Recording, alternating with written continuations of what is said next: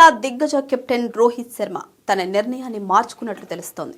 దేశవాళీ one day tournament Vijay Hazare trophy 2025లో ఆడేందుకు అతడు సుముఖంగా ఉన్నట్లు సమాచారం. ఈ విషయం గురించి ముంబై క్రికెట్ అసోసియేషన్ వర్గాలు వెల్లడించాయి. కాగా టీమిండియాకు టీ20 ప్రపంచ కప్ 2024, ఐసీసీ ఛాంపియన్స్ ట్రోఫీ 2025 టైటిళ్లను అందించిన రోహిత్ శర్మ తొలుత అంతర్జాతీయ పొట్టి ఫార్మాట్కు, అనంతరం టెస్టులకు రిటైర్మెంట్ ప్రకటించిన విషయం తెలిసిందే. అయితే అనూహ్య రీతిలో ఇటీవల ఆస్ట్రేలియా పర్యటనకు ముందు అతన్ని వన్డే కెప్టెన్సీ నుండి తప్పించింది బీసీసీఐ. ఈ క్రమంలో ఫిట్నెస్ పై దృష్టి సారించిన రోహిత్ శర్మ దాదాపు 10 కిలోల బరువు తగ్గాడు. మునిపెన్నడూ లేని విధంగా మరింత ఫిట్ గా మారి ఆసీస్ గడ్డ మీద శతకంతో చెలరేగిన హిట్ మ్యాన్ సౌత్ ఆఫ్రికాతో స్వదేశంలో వన్డేల్లోనూ అదరగొట్టాడు.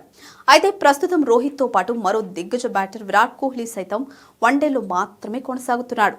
ఈ నేపథ్యంలో వన్డే వరల్డ్ కప్ 2027కు సిద్ధమయ్యే క్రమంలో రో-కో మ్యాచ్ ప్రాక్టీస్ గురించి చర్చలొచ్చాయి.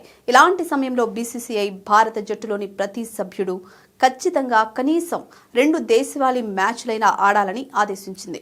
రోకోలకే కాకుండా ప్రతి ఒక్క ఆటగాడికి ఇది వర్తిస్తుందని స్పష్టం చేసింది. అయితే MCA chief selector Sanjay Patil శుక్రవారం మాట్లాడుతూ రోహిత్ శర్మ ముంబై జట్టుకు అందుబాటులో లేడని తెలిపాడు. ఈ క్రమంలోనే ఢిల్లీ విజయ్ హజారే ట్రోఫీకి ప్రకటించిన జట్టులో తొలి 2 మ్యాచ్లకు విరాట్ కోహ్లీ అందుబాటులో ఉంటాడని స్పష్టం చేసింది.